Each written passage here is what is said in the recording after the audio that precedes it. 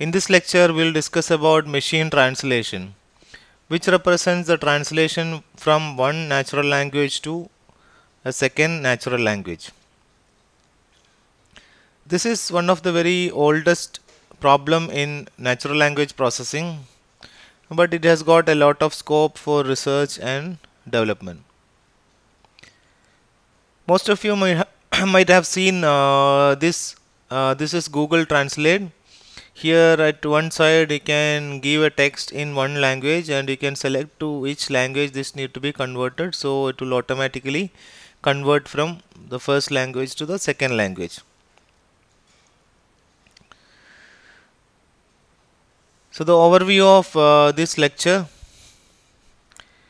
we'll be looking at why machine translation is a difficult task for a system, for a computer compared to a human being.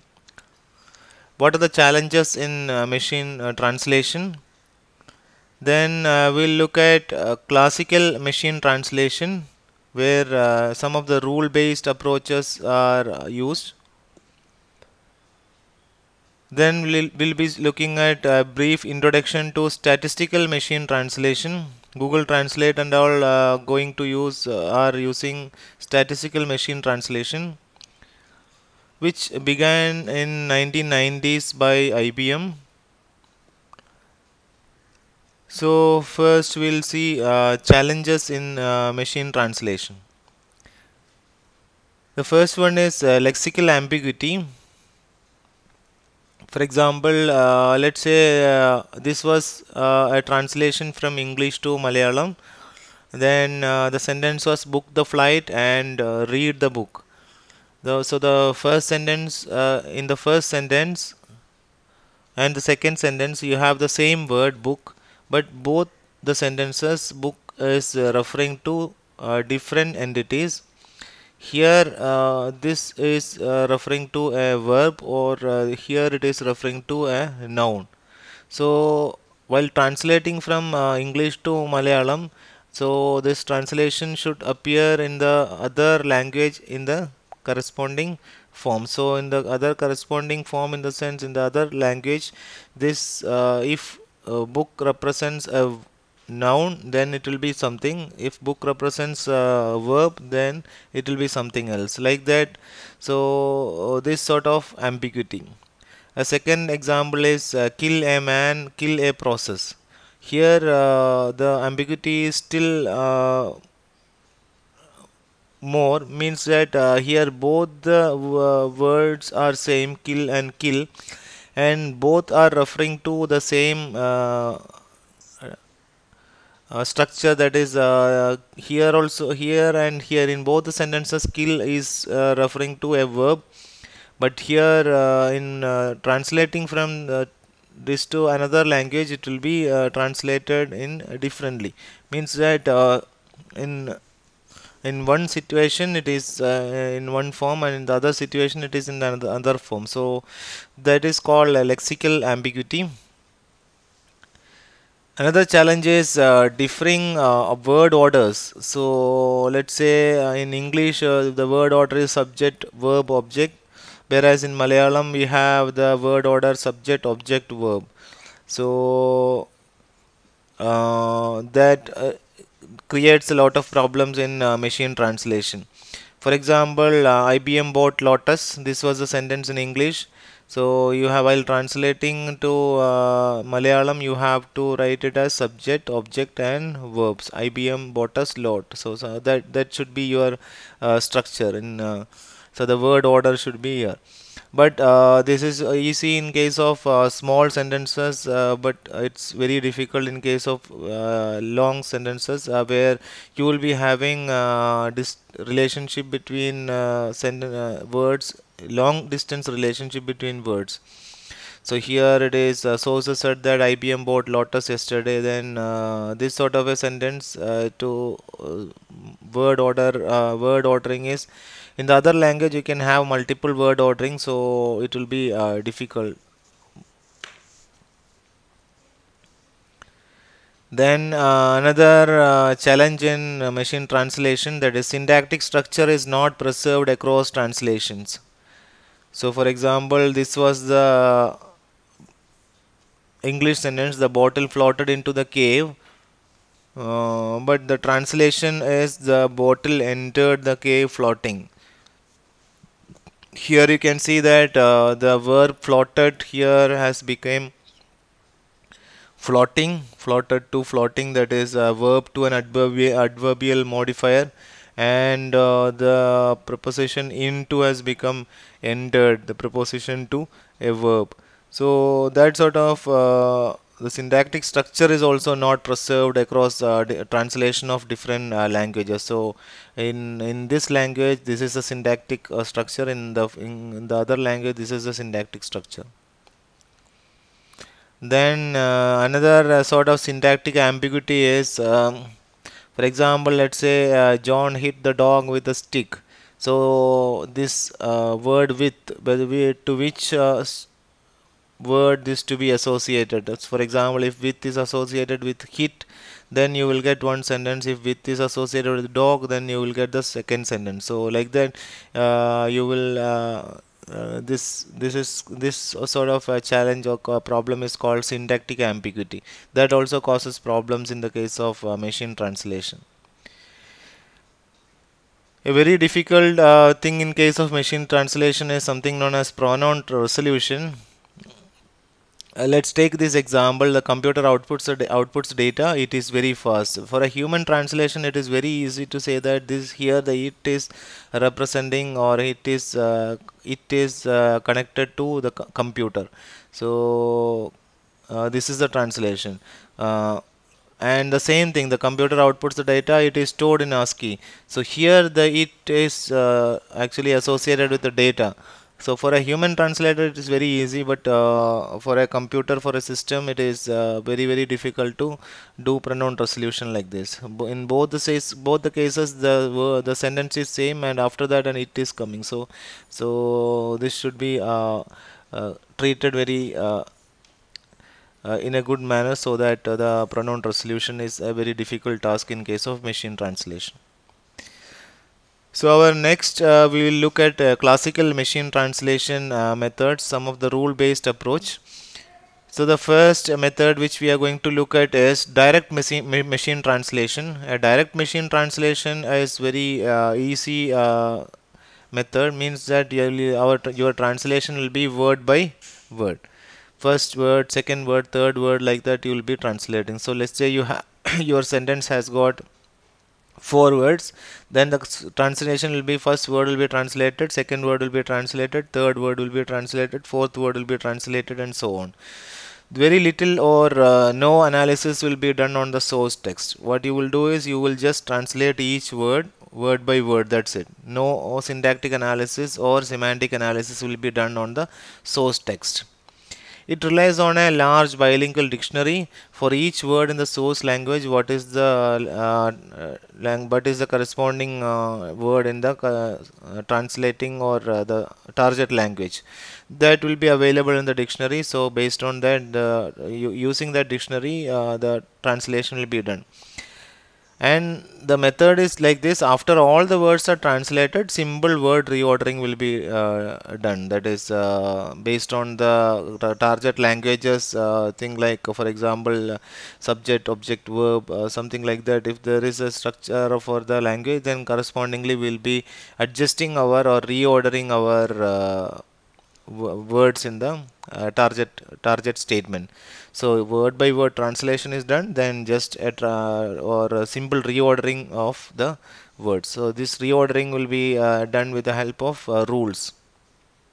So something like move adjectives after nouns when translating English to French. So this sort of simple rules, simple reordering rules will be: the blue dog will be translated to French like this, where while the blue will be going to the other side, and so on.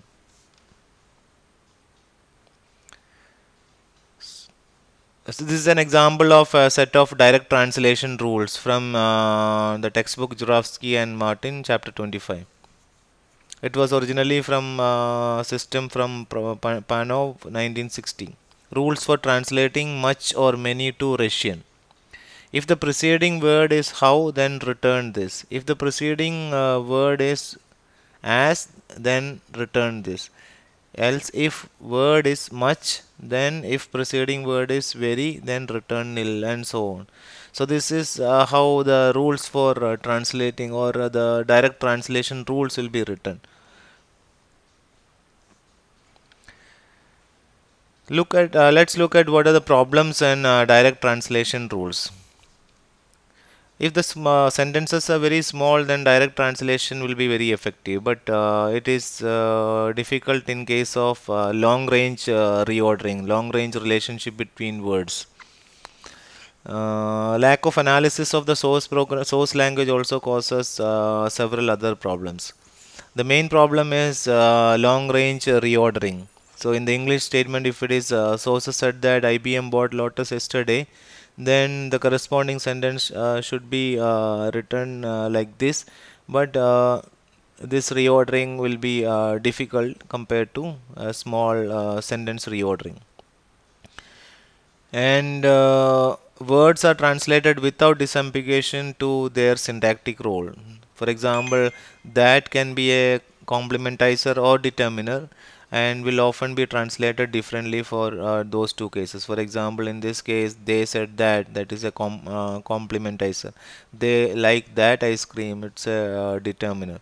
So in both the cases, the same word that is used, but there is a chance that without disambiguation they will be translated. So based on that, you may get different results. A second approach compared to direct machine translation is called transfer based approach. In a transfer based approach, there are three phases of translation. The first phase is analysis, the second phase is translation, and the third phase is generation. So analysis means analyze the source language. For example, build a syntactic analysis, or a syntactic parse tree, or a parse tree of the source language. And transfer means convert the source language parse tree to a target language parse tree. Generation, convert the target language parse tree to an output sentence. So from the source language, in the analysis phase, we'll construct a parse tree that is related to the source language. Then transfer the corresponding parse tree to target language's parse tree. Then, for example, if you have a sentence 1, 2, 3, 4, 5, 5 words, then you will construct a parse tree of that 5 words. Then transfer that to another language, maybe Malayalam, English to Malayalam. So based on that, you will get another parse tree. Then you translate this, so that that translation maybe, or that generation from the target language parse tree to an output sentence will be very easy. So this is how the transfer based approach is done. This is still a transfer based approach, but this is called interlingua based translation. For example, you will always see this pyramid structure in machine translation. This is where you have your source text, and this is where you have your target text. From the source text to the target text, that is what the translation we are going to do. So from the source text to target text, this is called direct translation. Source text to target text without any analysis, a direct translation. So this is what direct translation, and by using direct translation rules. The transfer based approach will be from the source text to some point you will go, that is some analysis will be done, then you will get a parse tree here, then transfer, then the parse tree, you will get a parse tree at the target language, then generation. So it is analysis, transfer, and generation. At the analysis phase, as an output of the analysis phase, you will get a parse tree in the source language of parse tree related to the source language, then transfer, and while transferring you will get a parse tree related to the target language, then generation, that means a target parse tree to target language. You can generate a source language parse tree still in a upper level, that is analysis will be little bit more analysis. So at this place you will get an analysis, then a transfer, and a target language generation. Like that you can move up to the apex of the pyramid. So in that case what will happen is, you from the source language you do an analysis. What you will get is, you will get a language independent intermediate intermediate representation. means that here always you are getting source language dependent parse tree. Here also you were getting a source language dependent parse tree, and you were transferring it into a target language parse tree. But here at the apex, what you will get is language independent uh, uh, representation or language independent representation of the source text. So here you have in interlingua based translation, you will have only two steps in the analysis and generation. So from the analysis you will get in language independent representation, it may be an intermediate representation, maybe parse tree itself, and from that you can generate the target language. So source language, analysis and generation, only two steps in the interlingua based translation. There are many advantages for interlingua based translation and disadvantages also. One advantage is that if you want to build a system with which you need the translation from one language to many other languages, then a language independent model can be built, and from that model all the generation can be done. So it can be done in order of n square. With a transfer based system, we need to develop it in order of n square set of translation rules, but here there is no need of any translation. The disadvantage is that what would a language independent representation look like? So, and language independent representation, how it look like, that is a difficult thing in the case of interlingua based representation. So how to represent different concepts in interlingua? So that sort of a problem can be there. For example, German has got two words for wall. That is one word for internal wall and one word for same wall in the that is in outside. And same like Malayalam has two words for brother, these two words. So in which of the situations the first word need to be the first word need to be translated, in which of the word situations the second word. So you are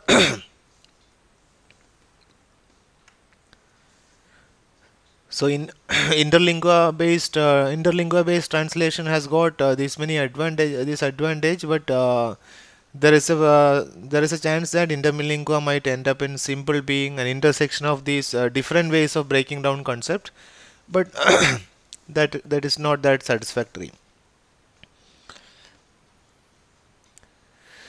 So our next topic will be an introduction to statistical machine translation, which is the current state of the art in the case of machine translation.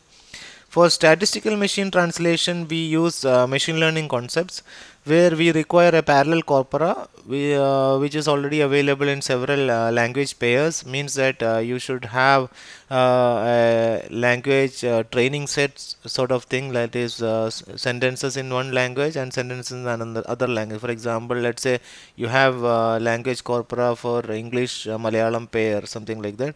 So the English sentence and corresponding Malayalam sentence, English sentence 2, second Malayalam sentence 2, and so on. So the basic idea is use this parallel corpus as a training set for translation, a set of translation examples. So based on that, you will use that for that as a training set and identify features and use that model for your later translations. So, a classic example is IBM's English to French translation, which uses Canadian Parliament dialogues as for their training, which contains 1.7 million sentences of 30 words or less in length. But the idea is not very new. The idea is goes back to Warren Weaver 1949. He suggested applying statistical or cryptanalytic technique to translation. IBM uses this method, which is called the noisy channel model, that is translation system from French to English. Have a model probability of the probability of an English sentence given a French sentence, which is estimated as a conditional probability of any English sentence E given the French sentence F. That the training set used is your Canadian Parliament dialogues. So the noisy channel model has got two components. One is the language model and the second is the translation model. Probability of the English sentence and probability of the English given French sentence.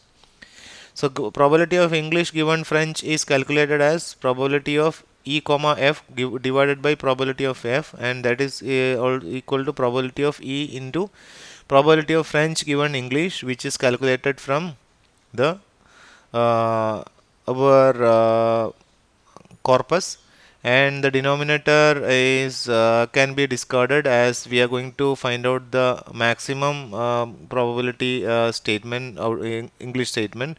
So this can be avoided, so we can write it as argmax E, probability of E into probability of F given E. So that represents the probability of the maximum probability of the English sentence, which gives you which is given a French sentence. So it has got two things. One is the language model, that is probability of E, and a translation model, probability of F given E. Probability of E could be a trigram model used by IBM or estimated from any data which is available as a parallel corpus.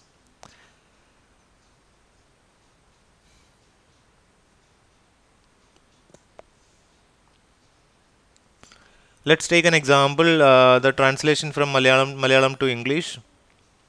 This was the Malayalam statement. So candidate translations are based on the probability of Malayalam to English alone.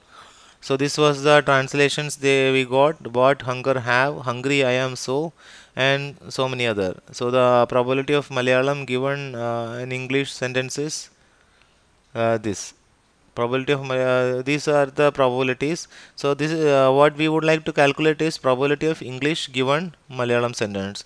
So for that, what we need is probability of Malayalam given English into probability of English. So we have now here probability of Malayalam given English. From this you can see that the probability of this sentence is 0.000014. This is 0.000001 and so on. So this was the actual sentence which which we need, but the probability is very less for this, that is probability of Malayalam given English.